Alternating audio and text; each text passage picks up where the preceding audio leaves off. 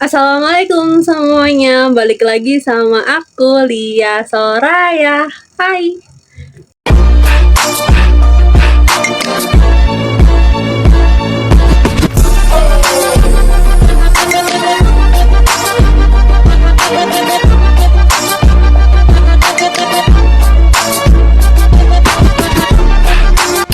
Nah, kemarin aku habis beli 2 buku. Yang Mega Hook udah aku ulas di video aku yang pertama tentang Mega Hook dan isi-isinya ini. Terus sekarang aku mau bahas tentang Mega Creator, which is ini pas banget buat teman-teman yang mulai atau mau menantang dirinya buat bikin akun baru dan ngetes kemampuannya buat nge-challenge sendiri lah, bisa nggak sih dapet cuan dari mengaplikasikan apa yang ada di Mega Creator ini. Ayo kita bedah. Di bab 1 ini ada potensi konten kreator di Indonesia. Bab 2 ada mindset dan mentalitas seorang konten kreator, cari personal branding, fundamental cara bikin konten yang viral, how to write a killer script, how to present yourself to the world, retention editing, sama videonya udah jadi apa selanjutnya, terus cara scale up dan what the next. Mau yang mana? Oke, day 1. Potensi konten kreator di Indonesia. Sebelum kita belajar cara cari personal branding dan bikin konten yang viral, aku mau untuk teman-teman semua tahu dulu tentang potensi gila yang bisa kamu dapatkan ketika kamu menjadi seorang konten kreator. Menurut data, jumlah pengguna internet di Indonesia di tahun 2022 itu sekitar 224 juta pengguna internet. Jadi, dari data tersebut kita bisa menarik kesimpulan bahwa market menjadi seorang konten kreator itu sangat besar. Tidak hanya sampai sana, kurang lebih dari 70% penduduk Indonesia itu berada di internet dan setengahnya itu aktif di media sosial. Berarti ada sekitar 96 juta orang Indonesia yang aktif di media sosial. Nah, di tahun 2022, berdasarkan riset dan statika.com, yang uang yang dilontarkan untuk influencer marketing di Indonesia itu mencapai 2,3 triliun rupiah. Influencer marketing itu maksudnya adalah aksi brand yang membayar influencer atau konten kreator untuk mempromosikan produknya. Biasanya orang Indonesia bilang endorsement. Aku juga penasaran dengan keadaan aku yang disabilitas. Sebenarnya itu berpotensi pada endorse kursi roda, sepatu. Kursi roda karena aku pakai kursi roda. Sepatu karena aku bisa gonta-ganti sepatu dan sepatu itu akan cepet banget gantinya karena menyesuaikan baju, tapi bakal awet banget karena aku nggak nginjek tanah. Aku nginjekin kursi roda, jadi sepatunya bakal awet gitu. Terus aku penasaran itu sih, kalau aku di endorse kursi roda, sepatu,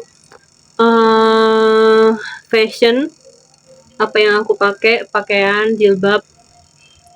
Kalau make up aku nggak terlalu happening kayak waktu aku masih bisa jalan dan di dunia modeling, jadi tapi aku penasaran kalau aku di endorse itu akan seperti apa nantinya. Itu yang bab 1, beda sama yang di Mega Hook ya. Kalau di Mega Hook itu langsung contohnya, ada rumus dan ada contoh. Tapi kalau ini lebih banyak bacaan, ada challenge-nya juga, konten viral playbook. Coba kita baca yang halaman.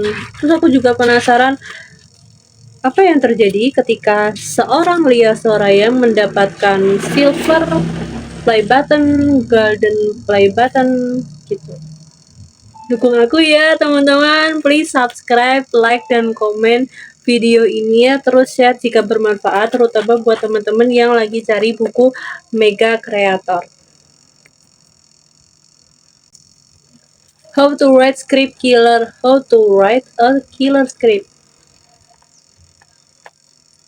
Kayaknya aku mau langsung ke contohnya. 4 struktur killer script. Yang pertama adalah hook, yang kedua adalah foreshadow, yang ketiga adalah body, yang keempat adalah ending.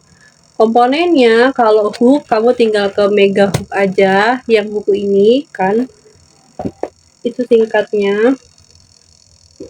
Di sini ada contohnya hook pertama, kamu mau bangun bisnis tapi nggak punya modal, begini caranya. Itu sering banget aku pakai.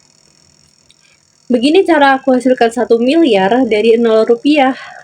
Kalau aku cara dapetin 1 triliun dari 0 rupiah adalah ngimpi dulu, berharap dulu.